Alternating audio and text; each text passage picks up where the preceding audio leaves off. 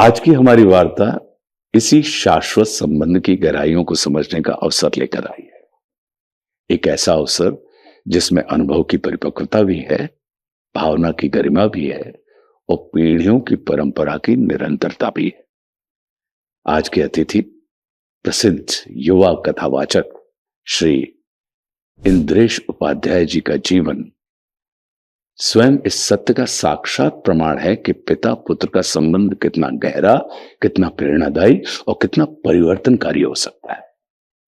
उनके पूज्य पिता श्री कृष्ण चंद्र शास्त्री जी आध्यात्म और कथावाचन की दुनिया के एक उन्नत, प्रतिष्ठित और अत्यंत सम्मानित नाम है।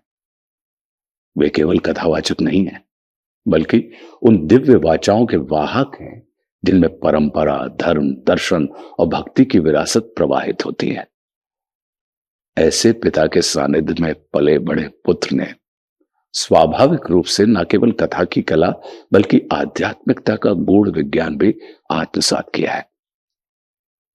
श्री इंद्रेश उपाध्याय जी ने इस विरासत को केवल ग्रहण नहीं किया, बल्कि अपने भीतर उसे नई ऊर्जा, नई दृष्टि और अपनी पीढ़ी की संवेदना के साथ आगे बढ़ाया है।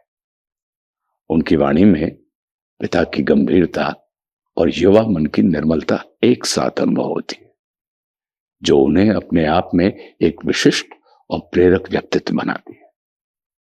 इंद्रेश जी का जीवन इस बात का प्रमाण है कि जब पिता की दृष्टि मार्गदर्शक बन जाती है और पुत्र का मन स्वीकारक, विनम्र और श्रद्धा से भरा होता है, तब यह संबंध केवल पारिवारिक संबंध नहीं रह जाता, बल्कि गुरु शिष्य परंपरा का ही विस्तारित रूप बन जाता है। यही कारण है कि आज जो संवाद हुआ है वो केवल बातचीत नहीं, बल्कि पिता पुत्र के पवित्र बंधन को समझने की एक साधना है।